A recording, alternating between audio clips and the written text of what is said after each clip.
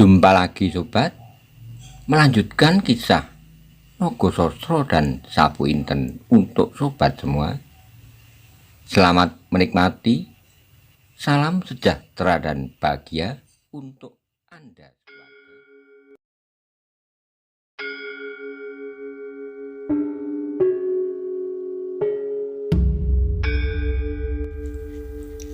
Pada episode sebelumnya dikisahkan Sontani yang kalap karena marah melihat Wonomerto dapat mempengaruhi rakyat Banyu Biru. Maka Sontani kemudian menyerang dengan sengitnya Wonomerto. Wonomerto pun meladeni serangan dari Sontani. Bagaimana kisah selanjutnya? Simak bersama-sama. Wonomerto menggeleng lemah, tetapi ia tetap menunggu sampai Sontani kehabisan tenaga. Karena itu perlahan-lahan ia menjawab, "Kau belum sampai ke hitungan yang kelima, Sontani." Alangkah sakitnya hati Sontani. Ia sendiri sudah lupa pada hitungan itu karena serangan Wonomerto yang tiba-tiba. Sekarang dari lawannya itu ia mendapat peringatan akan kelalaiannya. Karena itu ia menjadi bertambah marah dan tiba-tiba terjadilah apa yang dicemaskan oleh Wonomerto. Apa yang sejak semula dihindari sehingga ia lebih senang menghindari serangan Sontani terus-menerus tanpa menjatuhkannya. Dengan penuh kemarahan Sontani berteriak, "Hei orang-orang lemah abang yang setia, tangkap kelinci tua ini." Perintah itu benar-benar menggetarkan hati Wonomerto. Bukan karena ia takut seandainya ia terpaksa melawan seluruh pengikut Sontani, bahkan seandainya ia terpaksa mati karenanya. Tetapi dengan menggerakkan pengikutnya, Sontani harus menghadapi akibat yang barangkali tak pernah dipikirkan. Karena itu Wonomerto mencoba mencegahnya dengan nyaring. Ia berteriak, "Tunggulah Sontani." Sontani benar-benar telah kesurupan setan. Ia tidak mendengar seruan itu. Bahkan beberapa orang pengikutnya yang mendengarnya menganggap bahwa Wonomerto telah menjadi ketakutan.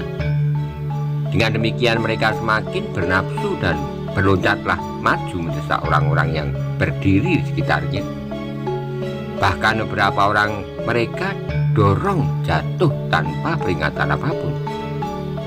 Gelang raksasa yang terdiri dari manusia yang berjejal-jejal itu nampak bergerak-gerak. Beberapa orang masih belum sadar apa yang akan terjadi. Pada ketika beberapa orang berloncatan masuk ke arena, tahulah mereka bahwa Sontani bersama-sama dengan pengikutnya akan menangkap Wonomerto beramai-ramai. Itulah permulaan dari bencana yang menimpa diri Sontani. Sebab orang-orang yang telah terbuka hatinya melihat kebenaran, keadilan, tidak rela Wonomerto menjadi makanan pesta dari orang-orang yang hanya dapat menghitung kebenaran dari kepentingan mereka sendiri. Karena itulah maka mereka pun serentak tanpa perintah dari siapapun bergerak melawan orang-orang Sontani, sehingga di lapangan terbuka itu terjadilah semacam perang kecil-kecilan antara para pengikut Sontani melawan orang-orang Banyu Biru yang lain. Sendang Papat, Sendang Parapat, dan beberapa orang kawannya telah berdiri di sekitar Wonomerto. Mereka harus menjaga keselamatan orang tua itu, orang tua yang telah menjadi emban kepala daerah Perdikan Banyu Biru sejak masa pemerintahan Ki Ageng Soro Dipoyono. "Apa yang akan kita lakukan, Kiai?" tanya Sendang Papat. Wonomerto tegak seperti patung. Mulutnya kumat kamit, namun belum terdengar ia berkata. Tapi dari matanya telah terlontar betapa ia menyesali melihat hal ini terjadi. Tawuran antara rakyat dan rakyat yang sebenarnya sama-sama menanti masa depan yang lebih menyenangkan. Sontani sendiri tiba-tiba didorong oleh hiruk pikuk menjauhi Wonomerto. Dengan penuh kemarahan ia berkelahi, namun lawannya terlalu banyak. Karena itu ia terpaksa mundur dan mundur. Demikian pula agaknya para pengikutnya. Mereka ternyata korban lawan. Lawan yang dengan penuh kemarahan melawan mereka, bagaimanapun kuatnya Sontani. Dan bagaimanapun para pengikutnya berkelahi membabi buta. Namun akhirnya mereka terpaksa mengalami perlakuan yang sama sekali tak mereka harapkan. Demikian pula Sontani, meski ia telah berkelahi mati-matian, namun akhirnya ia tidak berhasil melepaskan diri dari tangan orang-orang yang semula dianggapnya tak akan menghalangi tindakannya. Beberapa orang menangkapnya dan memegangi tangan serta kakinya. Beberapa orang mencoba memukulinya pada bagian-bagian tubuhnya sekenanya. Sontani meronta-ronta sejadi-jadinya. Tetapi tangan orang-orang itu terlalu keras dan ia tak mampu melepaskan diri dari mereka yang tak terkendali lagi itu. Wonomerto melihat bahaya itu, bagaimanapun juga ia tak menghendaki adanya korban. Karena itu hampir tak terdengar dari sela-sela bibirnya yang bergetar, ia berkata, "Sendang, selamatkanlah Sontani." Sendang Papat dan Sendang Parapat adalah orang muda yang selama ini ikut merasakan betapa tekanan-tekanan yang telah dialami oleh orang-orang Banyu Biru dari orang-orang semacam Sontani. Di hadapan hidungnya ia melihat Sontani telah berusaha untuk menghina Wonomerto, sesepuh tanah perdikan. Karena itu ketika ia mendengar perintah Wonomerto, mereka menjadi heran dan ragu, sehingga Wonomerto terpaksa mengulangi, "Sendang, suaranya perlahan-lahan, selamatkan Sontani." Sendang Papat dan Sendang Parapat sadar dari keraguan-raguan. Bagaimanapun perasaannya bergolak dalam dadanya, namun mereka adalah orang-orang yang patuh. Karena itu mereka tidak menunggu lebih lama lagi. Dengan sigapnya mereka meloncat di antara orang yang bergolak seperti gabah diinteri, menyusup langsung ke arah Sontani dengan mempergunakan pengalaman-pengalaman serta kelebihan mereka. Mereka pun segera berhasil berdiri di samping Sontani yang sedang meronta-ronta. Dengan penuh tenaga, Sendang Papat berteriak mengatasi keriuhan suara orang-orang Banyu Biru yang marah itu, "Hei kawan-kawan yang baik, aku harap kerelaan kalian. Serahkanlah orang ini padaku." Beberapa orang yang dekat berdiri dengan Sendang Parapat terkejut ketika mereka memandanginya dalam samar-samar sinar obor yang jauh. Bukankah yang berteriak itu Sendang Papat? Tiba-tiba seorang di antara mereka berkata, "Hei, adakah Kuadi Sendang Papat?" "Ya," jawabnya singkat. Dari arah lain terdengar suara, "Dan inilah adiknya, Sendang Parapat." "Bagus, bagus," teriak yang lain. "Bukankah kau datang untuk membunuhnya?" "Lepaskan dia," kata Sendang Papat keras-keras. Beberapa orang menjadi ragu-ragu, tetapi Sendang Papat mendesaknya. Kata-katanya pula, "Lepaskan dia, berhentilah berkelahi. Yang di sana, berhentilah berkelahi." Suara itu disaut oleh Sendang Parapat dan oleh beberapa kawan-kawan yang datang bersamanya. Karena suara itulah maka perkelahian itu terpengaruh juga. Peperangan itu semakin lama menjadi mereda dan akhirnya berhenti. Meskipun masing-masing wajah masih diliputi oleh ketegangan dan kemarahan. "Serahkan orang itu kepadaku," kata Sendang Papat. Dengan kewibawaan yang mengagumkan, orang-orang yang berdiri di sekitarnya. Namun meskipun demikian nampak mereka ragu, seperti Sendang Papat mula-mula juga ragu. Di sebelah lain berdiri dengan kaki renggang adiknya Sendang Parapat. "Apakah kalian keberatan?" desak Sendang Papat. Matanya beredar berkeliling memandang wajah-wajah yang penuh mengandung pertanyaan. Sedang Sontani sendiri yang berdiri di hadapan Sendang Papat tidak pula kalah herannya. Ia tahu benar bahwa Sendang Papat adalah salah seorang yang dikejar-kejarnya selama ini, juga bantaran, penjawi, Jaladri dan yang lain-lainnya lagi. Tiba-tiba dari antara mereka yang berdiri berkeliling itu terdengar sebuah pertanyaan. Akan kau apakan dia, Sendang Papat? Sendang Papat sendiri untuk sesaat bingung mendengar pertanyaan itu, tapi kemudian ia menjawab, serahkanlah kepada kebijaksanaan Kiai Wonomerto. Apa yang akan dilakukan? Bertanya yang lain. Ya tahu apa yang akan dilakukan, jawab Sendang Papat.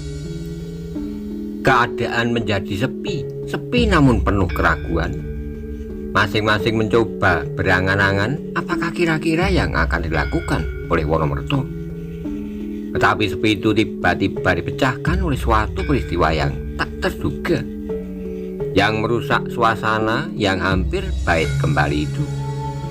Tiba-tiba dari sela-sela orang yang mengerumuni, yang pucat lesu itu, melompatlah seorang yang dengan serta-merta menyerang Sendang Parapat. Sebuah tusukan yang kuat mengenai lambung kirinya, sehingga terdengar ia mengadu. Tetapi Sendang Parapat adalah seorang yang terlatih, karena itu demikian ia merasakan sebuah tusukan mengenai dirinya. Selain tanpa sadar, ia mengaduk perlahan, namun dengan cepatnya ia bergerak dengan tenaganya yang terakhir, menangkap tubuh orang yang menusuknya itu, sehingga ketika orang itu akan melarikan diri, tubuh Sendang Parapat yang lemah terseret beberapa langkah.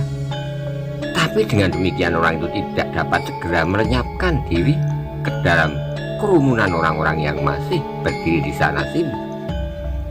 Ia terpaksa berhenti mendorong Sendang Parapat untuk melepaskan pegangannya yang seolah-olah terkunci. Pada saat itulah Sendang Parapat memandang kejadian dengan mata terbelalak. Tusukan yang mengenai adiknya pada saat ia sedang melindungi Sontani, yang dibencinya adalah serasa tusukan pada dadanya, yang ditutupinya rapat-rapat, kini seolah-olah tersiraminya. Seperti kawah gunung berapi yang tak menemukan jalan, tiba-tiba meledaklah kemarahan Sendang Parapat. Ia sempat melihat adiknya berputar cepat sekali dan menangkap pergelangan tangan orang yang menusuknya. Ia melihat tubuh adiknya yang telah lemah itu terseret beberapa langkah. Maka ia sendiri kemudian seperti kaget meloncat beberapa langkah ke arah orang yang mendorong adiknya untuk melepaskan pegangannya. Demikian Sendang Parapat terlepas dan tubuhnya terbanting di tanah. Demikian Sendang Parapat sampai kepada orang itu. Wajah Sendang Parapat tiba-tiba berubah, seolah-olah di dalamnya tersembunyi malaikat pencabut nyawa. Dengan tidak berkata sepatah kata pun, ia menyerang orang yang menusuk adiknya itu. Orang itu pun agaknya sadar pula, karena itu ia pun segera melawan serangan itu. Sendang Parapat benar-benar marah, tenaganya menjadi seakan-akan berlipat ganda. Seperti badai yang tak tertahan lagi, ia menerkam orang yang menusuk lambung adiknya. Betapa orang itu mencoba melawannya, tapi ternyata Sendang Parapat bukanlah lawannya. Karena itu ia terdorong surut beberapa langkah, yang kemudian disusul sebuah pukulan dengan tenaga tergenggam pada dagunya. Pukulan itu demikian kerasnya sehingga orang itu seolah-olah terangkat beberapa jengkal dan terlempar ke belakang untuk kemudian dengan kerasnya pula terbanting ke tanah. Sendang Parapat sendiri menjadi gelap mata. Ia tidak ingat lagi kata Wonomerto. Ia tidak ingat lagi pesan Maiso Jenar dan pemimpin-pemimpin yang lain. Yang teringat hanyalah seorang dengan licik dan curang telah menusuk adiknya. Seperti seekor harimau yang meloncat ke atas tubuh orang itu dan dengan sekuat tenaga. Seperti hujan yang tercurah dari langit, ia menghantam bertubi-tubi wajah orang itu. Terdengar orang itu berteriak ngeri, tapi juga teriakan itu seolah-olah tak terdengar oleh Sendang Parapat yang sedang marah. Orang-orang yang berdiri di sekitar tempat itu justru menjadi terdiam seperti patung. Dengan mata terbelalak pula mereka menyaksikan kejadian itu. Kejadian yang berlangsung demikian cepatnya sehingga apa yang mereka ketahui kemudian adalah Sendang Papat yang marah itu duduk di atas tubuh lawannya yang terentang di tanah sambil mukulnya habis-habisan untuk mencurahkan kemarahan yang meluap-luap. Tetapi kawan-kawan orang itu ternyata tidak tinggal diam. Ketika mereka melihat kawannya tak mampu lagi untuk bergerak, mereka pun kemudian mencoba untuk melepaskannya. Ternyata mereka adalah pengikut-pengikut Sontani. Beberapa orang bersama-sama dengan menggunakan senjata-senjata tajam yang kecil, semacam pisau-pisau runcing, menyerang Sendang Papat. Sendang Papat betapapun marahnya, namun naluri keprajuritannya segera meringatkan akan bahaya yang mengancam. Namun justru karena itulah dengan tangkasnya ia berdiri menarik bagian dada Bajorang yang menusuk adiknya itu, sehingga ia berdiri dan dengan segenap tenaga yang ada, Sendang Papat memukul orang itu dengan tangan kanannya ke arah perutnya. Terdengarlah suaranya seperti sesumbat di kerongkongan. Tubuhnya terbungkuk dan terhuyung-huyung akan jatuh menerungkup. Pada saat itu Sendang Papat melepaskan pegangannya. Dengan tangan kirinya ia mengangkat muka orang itu menengadah, dan sekali lagi dengan tangan kanannya ia menghantam wajah itu. Ternyata orang itu sudah tidak mampu untuk mengadu lagi. Tubuhnya demikian saja terlempar ke belakang. Sekali lagi ia terbanting di tanah. Pada saat itu beberapa orang telah berada di sekeliling Sendang Papat dengan pisau-pisau di tangan. Tapi Sendang Papat adalah seorang yang terlatih menghadapi bahaya. Meskipun yang sendiri tidak mempergunakan senjata, namun ia sama sekali tidak takut melawan orang-orang itu. Karena itulah maka segera berkobar kembali berkelayan. Sendang Papat melawan lebih dari 4-5 orang yang menyerangnya dari segenap arah. Meskipun demikian belum terlintas dalam otak Sendang Papat untuk menggunakan keris yang terselip di lambung kirinya. Demikian ia melompat ke sana kemari seperti seekor kijang yang keriangan di padang rumput yang hijau. Tangannya menyambar-nyambar seperti berpuluh-puluh pasang tangan yang bergerak bersama-sama. Pengalaman-pengalaman serta latihan-latihan yang ditekuninya selama ini ternyata menempatkannya pada kedudukan yang menguntungkan. Apalagi kali ini orang yang bernama Sendang Papat benar-benar mengamuk tanpa terkendali. Perkelahian itu ternyata telah memancing berkobarnya kembali pertempuran kecil di tanah lapang itu. Ketika para pengikut Sontani mulai menyerang Sendang Papat, orang-orang yang memihak Oromerto pun mulai bergerak pula. Tetapi orang-orang Sontani itu telah merasa bahwa mereka tidak akan mampu melawan kemarahan orang-orang yang jauh lebih banyak dari jumlah mereka. Karena itu sebagian besar dari mereka segera melarikan diri ke dalam kegelapan malam. Yang tinggal kemudian hanyalah kelima orang yang bersama-sama bertempur melawan Sendang Papat. Karena mereka bersenjata, mereka merasa bahwa mereka akan mampu mempertahankan diri mereka. Wonomerto yang tak jauh dari mereka melihat keributan timbul kembali. Cepat ia berlari untuk mengetahui apakah yang terjadi. Alangkah terkejutnya ketika ia melihat Sendang Papat terbaring di tanah. Dengan darah yang mengalir dari lukanya, ia melihat dua orang yang datang bersama dari Gedong Songo, berusaha untuk menahan darah yang mengalir itu. Sedang seorang lagi agaknya ikut serta berkelahi melawan orang Sontani. Wonomerto kemudian menekan dadanya ketika ia melihat Sendang Papat mengamuk tanpa dapat mengendalikan dirinya. Beberapa saat Wonomerto berdiam diri dengan cemas. Perkembangan keadaan itu agaknya sama sekali tidak seperti yang dikehendaki Wonomerto. Meskipun darinya ia dapat mengambil keuntungan-keuntungan, dengan demikian ia telah dapat menempatkan beberapa bagian orang-orang Banyu Biru itu kepada kesadarannya kembali. Tetapi peristiwa yang terjadi ini dapat membawa akibat yang buruk. Meskipun hanya sementara, pada saat itu Wonomerto sudah tidak melihat Sontani lagi. Orang itu lari terbirit-birit ketika terbuka kesempatan, tanpa mempedulikan lagi apakah orang-orang yang masih berkelahi. Dan apa ada di antara mereka yang menjadi korban? Yang penting baginya adalah menyelamatkan diri sendiri. Yang mula-mula dilakukan oleh Wonomerto adalah menyuruh kedua orang yang berusaha untuk membendung darah yang keluar dari lambung kiri Sendang Papat untuk membawanya ke tepi. Kemudian kepada kedua orang itu Wonomerto bertanya, "Bagaimana luka itu?" "Berat, Kiai," jawab salah seorang di antaranya. "Adakah kau kenal seorang yang dapat kau percaya di sekitar tempat ini?" tanya Wonomerto pula. Kedua orang itu berpikir. Kemudian salah seorang menjawab, "Bagaimana dengan Kakang Prono?" Wonomerto mengerutkan keningnya saat kemudian ia mengangguk-angguk. "Aku kira ia baik, bawalah Sendang Parapat kepadanya. Kami akan menyelesaikan beberapa persoalan di sini. Kami akan menyusul nanti ke sana. Aku sendiri masih harus mengawasi Sendang Papat yang kehilangan keseimbangan. Tak dapat disalahkan," gumam orang itu seperti kepada diri sendiri. "Ya," jawab Wonomerto singkat. Kemudian ia berkata, "Nah, pergilah kepada Prono. Usahakan obat-obatan apapun buat luka itu. Barangkali daun metir atau sarang laba-laba."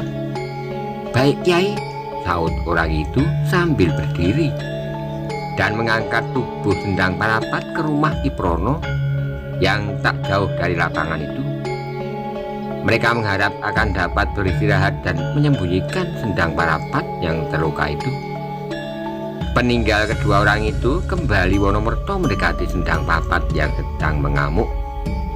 Beberapa orang telah berdiri di sekitar tempat itu dan beberapa orang lagi berbondong-bondong berlari-lari ke titik perkelahian itu pula. Mereka datang kembali setelah mengejar-ngejar orang-orang Sontani.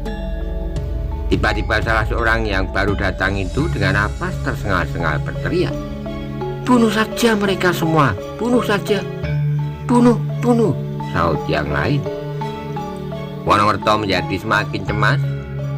Dengan demikian permusuhan antara orang-orang Banyu Biru itu akan bertambah menjadi-jadi. Karena itu Wonomerto segera bertindak. Ia mengharapkan pertanggungjawaban sepenuhnya terletak di baunya, tidak-tidaknya pada Sendang Papat. Maka segera ia meloncat maju sambil berteriak, "Jangan ganggu mereka, biarkan mereka bertempur dengan jujur.